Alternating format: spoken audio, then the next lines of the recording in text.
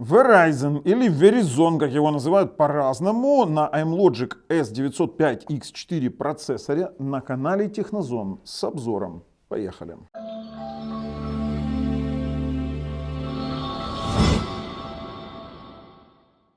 Вот такая вот коробочка приехала нам. Вы знаете, неплохой ТВ-бокс, скажу сразу. Это сертифицированный Android TV 10. У него очень много различных плюшек. Есть очень крутой пульт.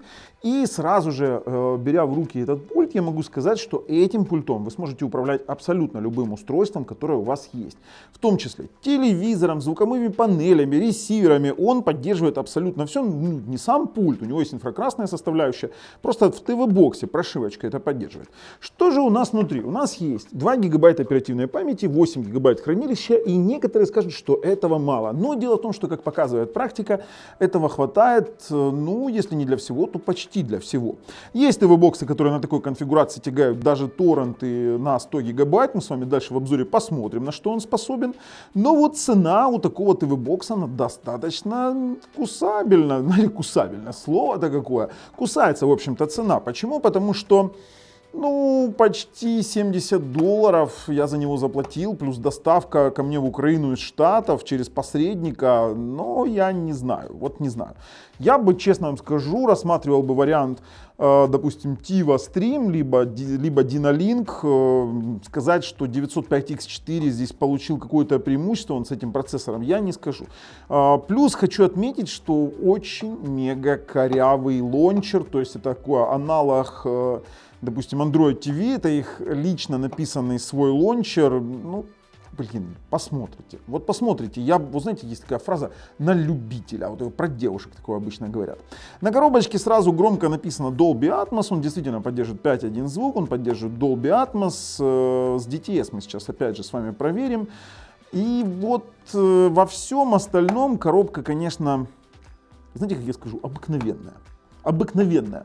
Потому что, первое, нет ни автофреймрейта, HDR работает постоянно, все точно так же, как во многих Android TV сертифицированных боксах конца 2020-го, начала 2021 года. Вот все одинаково, HDR постоянно включен, автофреймрейта нет и не будет, скорее всего, потому что везде его обещают и никто ничего не делает. Даже тот же самый Google TV, не смогли они реализовать в Chromecast 2020 этот самый автофреймрейт. Почему? Да хрен его знает, вот какая-то тенденция у них пошла, непонятно. Слушайте, в общем-то, давайте мы сейчас его распакуем, а распакуем его обязательно, знаете почему? Потому что он пришел в такой вот обалденной коробке, в обалденной коробке. И вот так вот надо упаковывать ТВ-бокс. Ссылки на этот Verizon лежат в описании под видео, как и ссылки на топ-5 ТВ-боксов в разных ценовых категориях. Потому что не каждый из вас захочет после нашего обзора его купить. Ну, во-первых, дорого. Во-вторых, зачастую нет тех функций, которые заявлены. А в-третьих, не всем нужен Netflix, стриминг, а он действительно поддерживает эти все стриминговые сервисы. Там у него написано Netflix, YouTube TV, Disney, что там еще у нас, Prime Video, короче, у него там полная кошелка сертификатов, или полная сумка сертификатов, полные карманы сертификатов, неважно. Ребят, подписываемся, нажимаем колокольчик, чтобы не пропустить наши самые крутые обзоры, а также розыгрыши ценных призов и подарков. На момент съемки этого видео это Sony PlayStation, мать его, 5. Ссылочка на условия лежит в описании под видео. Мы только недавно разыграли одну Соньку и разыгрываем вторую, которая будет происходить, вернее, в розыгрыш, который будет проходить в апреле. В принципе, для того, чтобы участвовать, ничего не нужно. Но если под видео уже нет Sony PlayStation 5, то, скорее всего, там есть приз не менее крутой, а, возможно, даже более крутой. Так что просто-напросто участвуйте. Ребят, берем это все, переходим на распаковку и дальше на тесты. Поехали. Опа-ча! Verizon. Короче, Verizon, неважно, вы там подеретесь, пойдите в переводчик и послушайте, как это произносится. Короче, вот так вот должны быть упакованы ТВ-боксы. Китайцы, учитесь. Действительно круто. Ну, то, что здесь заявлены все стриминговые сервисы, которые он поддерживает, это понятное дело, как единственный пока в Штатах ТВ-бокс, который поддерживает AV1. Сзади у нас заявлен Chromecast, Hey Google, Google Play 4K HDR. Что еще? Все. Написано «Вставьте, подключите к интернету, начинаете стримить». Да, они намекают на то, что это конкретный стримбокс. Слушайте, ну, упаковка действительно крутая. Вот, это очень красиво, это очень приятно. Если бы китайцы так упаковывали, я бы им простил бы многое. Так, открываем саму коробку. Да, я его уже распаковывал. Да, это не первое вскрытие этого дела, но это действительно круто. Это действительно прикольно. Что у нас, давайте с пультом разберемся. Пульт из матового пластика, такой, знаете, марки достаточно. Видите, я 2 дня им попользовался, он уже в пятнах. Он уже в пятнах, марки пульт, но пульт прикольный. Он угловат, он такой загадочный, но он классный. Он классный. И, кстати, очень-очень тихо клацают кнопки. Они клацать будут везде, но очень тихо.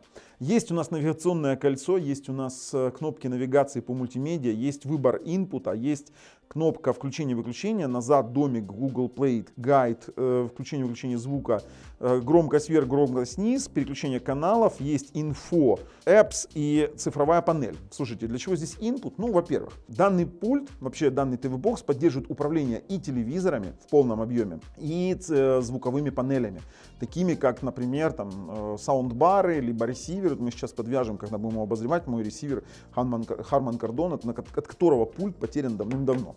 Поехали дальше. Сам по себе TV-бокс. TV-бокс маленький, и форма очень-очень непривычная для меня. Я никогда не видел таких TV-боксов. Есть кнопка центральная включение-выключение. Снизу ничего нет, то есть здесь написано Stream TV. По бокам, кстати, это тоже матовый пластик, такой шероховатый. Есть кнопка сброса, есть у нас HDMI, есть у нас питание через USB Type-C, и есть USB, один USB. Больше ничего на нем нет. У нас это еще не все, ребят.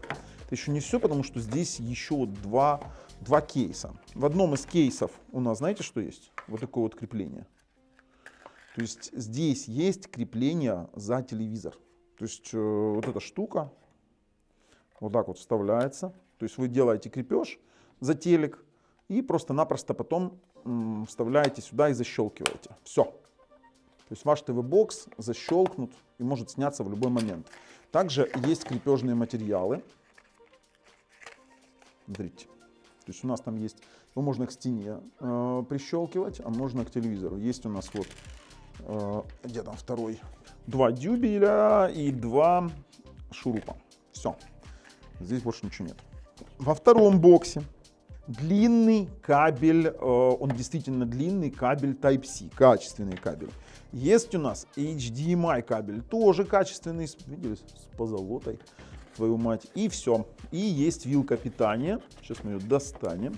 Так, вилка питания американская, ну, насколько она там у нас рассчитана? 5 вольт, 2 ампера. Абсолютно стандартная, заменим на любую из наших. Что ж, в принципе, больше рассматривать тут нечего. Берем пульт, берем приставочку, идем уже обозревать ее возможности. Так что переходим. Ребят, вот так вот выглядит необычно интерфейс данного Verizon, неважно. Короче, это одна из самых, ну, знаете, загадочных лончеров, которые я видел. Почему? Потому что, по сути, если Google TV это попытка его отобразить в виде Amazon Fire, вот OS, то здесь вообще непонятно, на что это должно быть похоже. Смотрите, то есть у нас есть раздел Home, куда мы можем добавить Play Next и рекомендации только из вот этих вот стриминговых сервисов, которые они прописали. Prime Video можно кастомизировать. Давайте попробуем кастомизировать. И здесь вы можете всего лишь там перемещать именно YouTube TV, вот эти вот новые релизы, Prime Video, популярное на YouTube, Pluto TV. Если мы нажмем добавить новое, то что мы увидим? Мы с вами увидим Google Play фильмы. Мы можем добавить, допустим, вот Кинотренд. Давайте добавим канал. Можем добавить Мегого.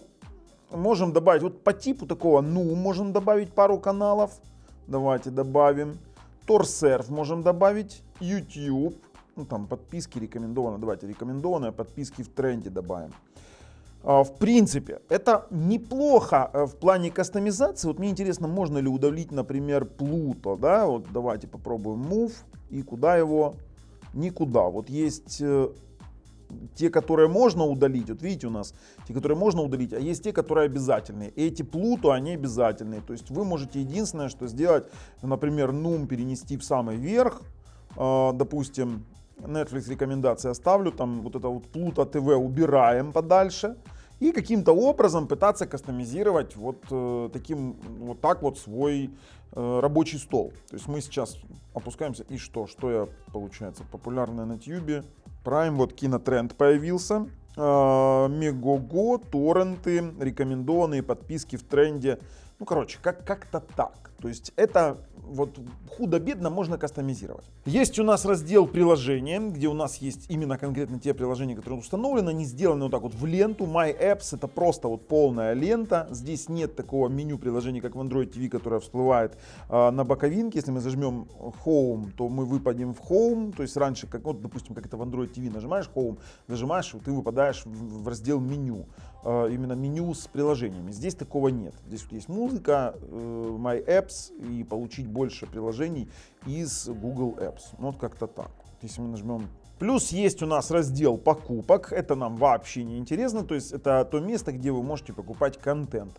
Вверху есть у нас голосовой поиск. Давайте попробуем поиск, как здесь реализован. Самый лучший фильм. То есть это нормально работающий бокс в плане того, что сертификат, стриминги, пульт голосовой, все отлично. Давайте в Stream TV по запросу ничего не найдено, но зато, наверное, найдено в других приложениях. Ждем. И вы знаете, при попытке перейти в другие приложения он немножечко подвис. Он просто тупо висит. Ну, давайте мышкой попробуем. Я подключил через донгл мышку, все повисло. Ну, можно выйти. Давайте еще раз попробуем. Самый лучший фильм. Давайте. Так, нашел он в приложении YouTube. В Stream TV по запросу ничего не найдено. Давайте пробуем еще раз. Вниз. Все, нашло. Ну, Мегого, наверное, первый раз ему нужно было запуститься. SmartTube Next Beta и все остальное. Отлично. Хорошо, с этим он справился. Само по себе меню настроек, то это, конечно, такой вообще интересный момент. Здесь есть вот таких вот 6 плиток. Вы можете здесь осуществлять управление аккаунтом. Это имеется в виду аккаунт Verizon. Есть у нас помощь на английском языке, есть подключенные девайсы. Вот мы нажимаем Devices и... Давай, он что-то там крутится и крутится бесконечно. Ну, есть какие-то недоработки. Слушайте, ну, не хочет он зайти в управление девайсами. Мы сейчас через стартовое меню попробуем загрузить именно управление девайсами для того, чтобы подключить мой ресивер. Сеть и интернет у нас есть подключение 5 ГГц. Все сработало отлично.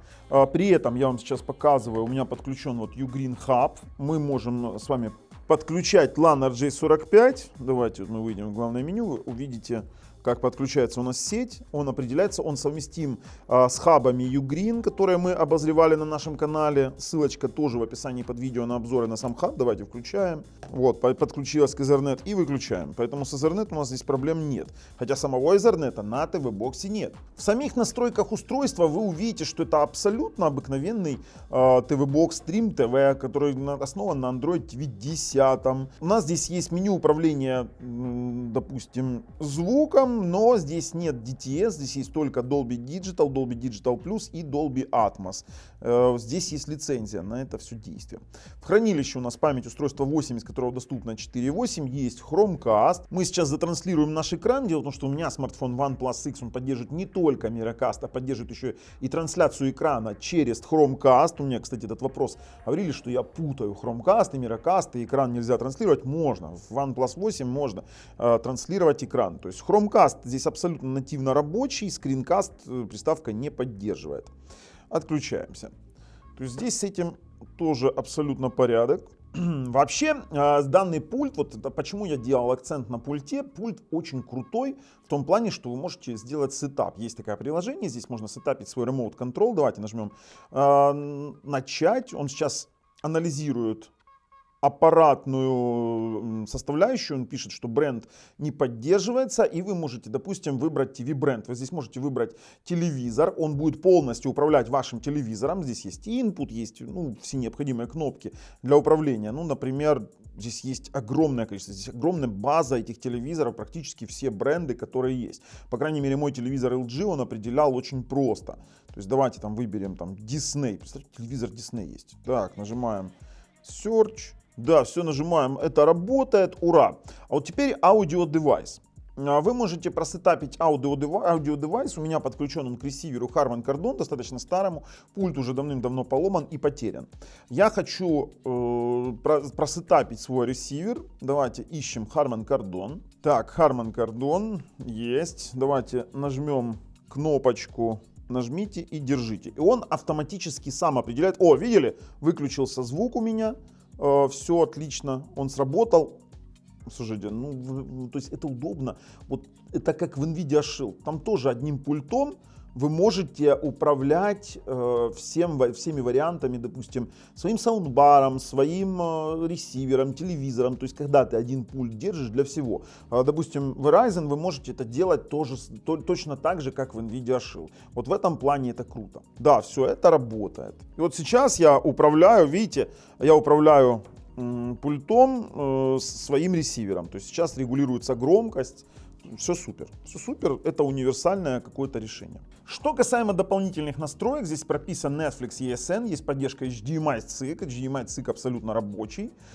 Есть у нас upgrade Bluetooth Remote, то есть у нас Bluetooth, Bluetooth пульт, он обновляемый, в нем есть прошивка специально для различных устройств. И сам по себе управление дисплеем, у нас есть разрешение экрана, которое регулируется, у нас поддерживаются от 480p до 4К, 2К, SMPT. У меня здесь не все разрешения, потому что не все частоты, потому что мой рекордер не поддерживает 23976. Но здесь есть выбор дробных частот. Вот что самое интересное. То есть он не работает, допустим, 60 Гц, он работает 59-94, как это сейчас вообще, вот, допустим, реализовано в Micool, там хотя и написано 60, он работает тоже 59-94. Также есть профили управления цветностью. Больше здесь ничего нет, нету меню управления HDR, потому что приставка постоянно показывает в HDR. То есть весь интерфейс, все, что вы показываете, это все в HDR. На Android TV 10 все устройства показывают только в HDR. Вот как-то так.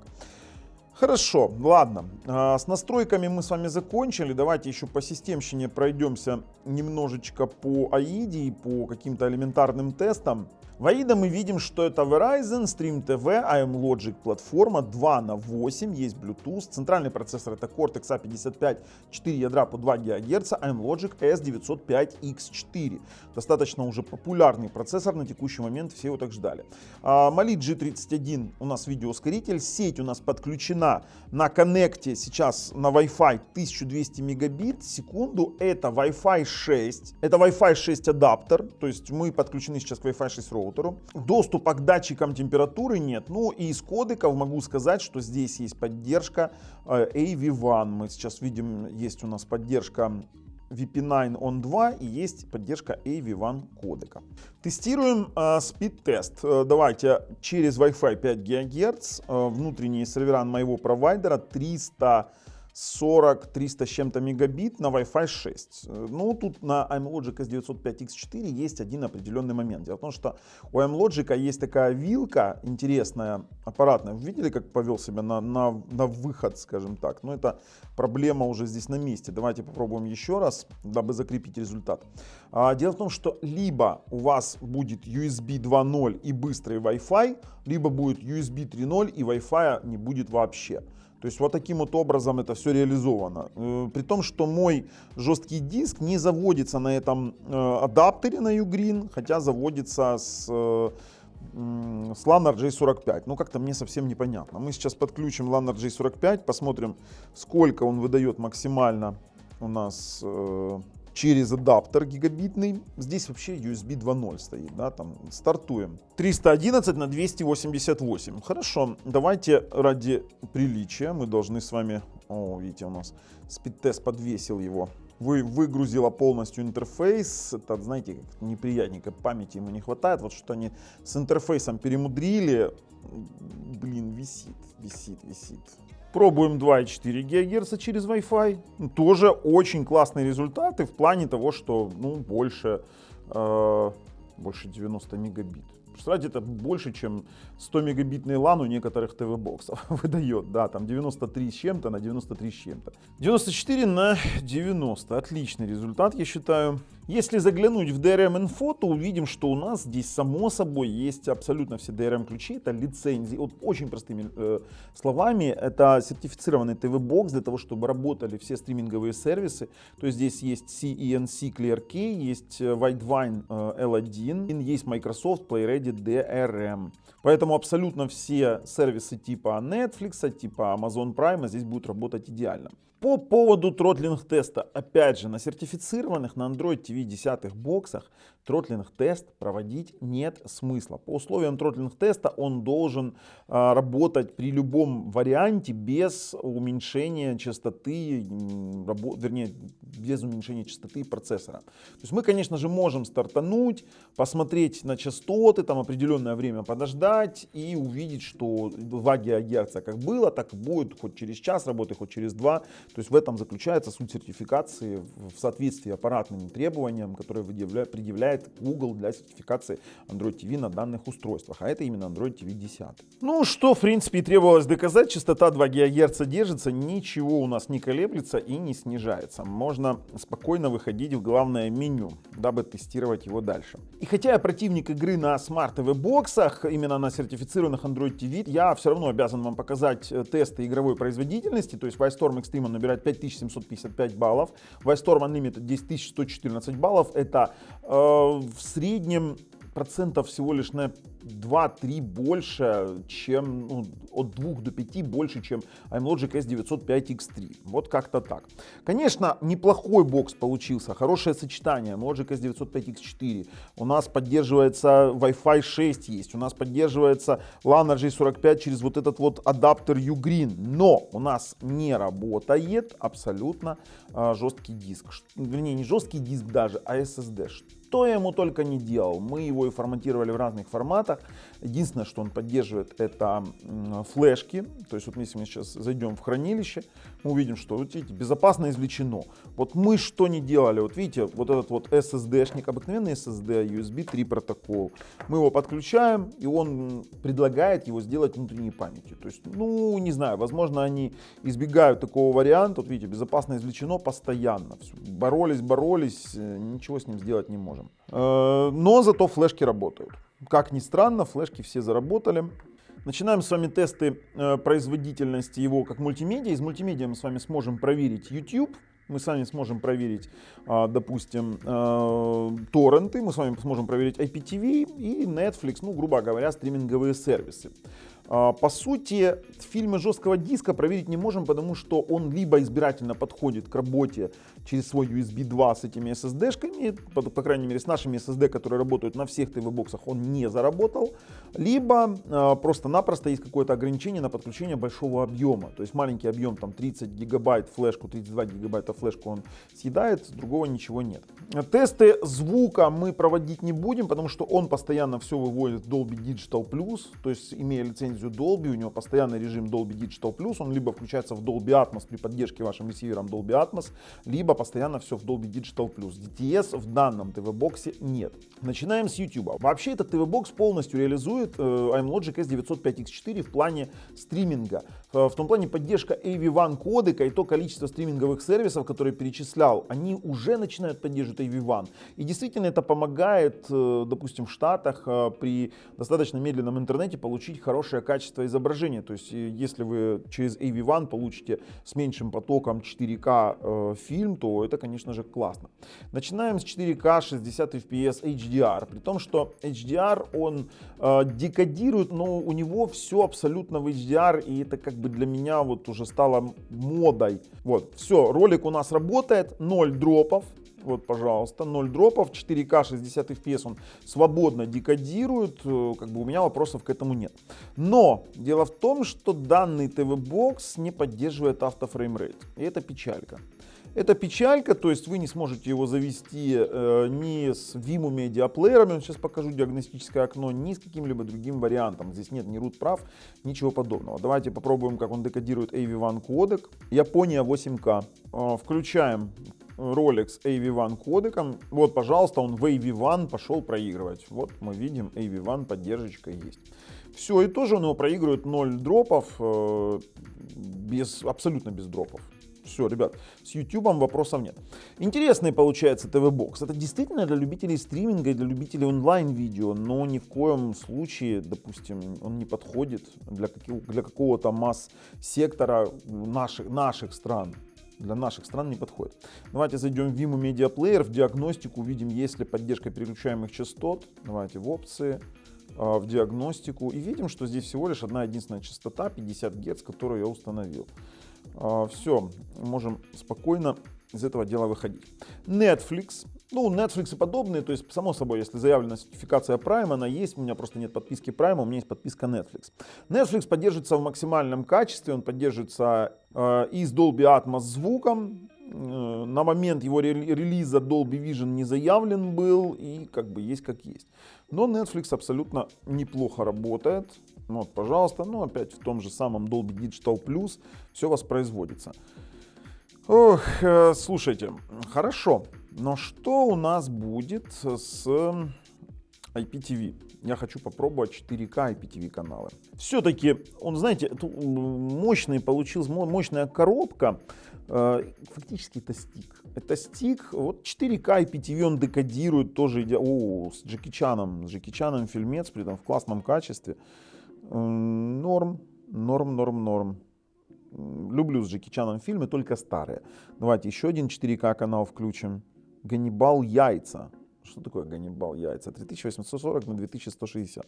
Давайте еще Ультра Cinema 4К. Это, конечно, со своими сетевыми модулями, со своей производительностью. Я не думал, что здесь будут проблемы. Их и нет. Но то, что нет автофреймрейта, в данном случае, если мы будем использовать его в наших широтах, то ставим 50 Гц изначально, если вы предпочитаете IPTV, либо 24 Гц, если вы предпочитаете фильмы. Тестирую еще торренты онлайн. А знаете, как я торрент хочу протестировать? Я хочу торрент запустить, например, 100-гиговый аватар. Вот прям желание у меня такое есть. Выбираем аватар, ищем торрент побольше. И стартуем. 101 гиг. Вообще нормальный проц, нормальный модуль. Я думаю, что соточку он потягает запросто. Давайте пробуем. Достаточно быстрая скорость была загрузки. То, что он стартанул, отлично. Ждем вот момента, где он в баре и начинает фризовать со старта. Несмотря на то, что огромное количество раздающих, нормальная скорость закачки, и он на фриз упал. Вообще, жесть. Жесть. Обидно, ребята. Давайте 65 гигов или он. Давайте попробуем Gemini, не знаю, вот как-то Gemini поменьше, хотя там битрейт тоже такой сумасшедший. Gemini. Давайте поиск. Есть Gemini Man. Выберем торренты. Здесь тоже есть много раздающих, зачастую на больших торрентах. Есть. Давайте 70 гигов попробую. Но не уверен, что его потянет. Скорее всего, вот 50 гигов это будет его предел. Вот я думаю, что 50 гигов будет предел. И, вроде пошел. 4К 60 FPS торрент ударился во фризы. Ударился во фризы при наличии хорошей скорости, при наличии достаточного количества раздающих. Хорошо, давайте понижать немножко с вами планку, потому что прям обидно будет. Вот, Aquaman 46 гигов. Я думаю, что вот здесь точно мы морочиться не будем, и все у нас заработает. Давайте M2TS на 36 гигабайт. Пошел набор скорости, пиров. Да, торрент пошел. Но на полтишок. Полтишок его предел, ребят. Вот как-то так. Мы, конечно же, можем его рекомендовать. Как стримбокс. Достаточно мощный, с какими-то своими знаете, моментами. Есть и плюсы, и минусы, мы их все показываем. Конечно же, универсальность пульта, универсальность, допустим, оболочки, то, что ее вроде бы можно кастомизировать, а вроде бы есть какие-то моменты, которые нельзя удалить. знаете, вот это все под вопросами, подключение жесткого диска под вопросом, но, допустим, Netflix посмотреть можно, YouTube посмотреть можно посмотреть там Megogo, можно поиграть онлайн-торренты до 50 гигов, потому что больше у нас как-то вот не хочет проигрывать, даже при наличии хорошего модуля Wi-Fi, при наличии большого количества раздающих и нормальной скорости загрузки, мы это видим при загрузке, мы имеем вот такую вот картину. Ну что ж, я в принципе готов проходить резюмировать, ссылочка в описании под видео, переходим. Ох, выводы. Вы знаете, за такие деньги я бы, конечно, советовал его покупать как Streambox. Как Streambox, его универсальность, допустим, как TiVo Stream 4K. Ну, вот если выбирать между TiVo Stream 4K и Verizon, я бы брал бы TiVo Stream. Я бы брал бы TiVo Stream, а вообще, ну, это TV-бокс на любителя за его деньги. Он посредственный Android TV бокс с непонятным лончером и со своими плюшками, которые вы видели. Больше ничего о нем сказать не могу. Мы его, конечно же, рекомендуем как сертификат, но смотря на отсутствие автофреймрейта и всего остального, то мы его, конечно же, рекомендовать не можем для масс-сектора, учитывая его цену. То есть есть варианты намного получше. Но если вам нравится то, что мы делаем, ставим пальцы вверх, если нет, пальцы вниз. Обязательно подписываемся. С вами был Бабл на канале Технозон. Пока.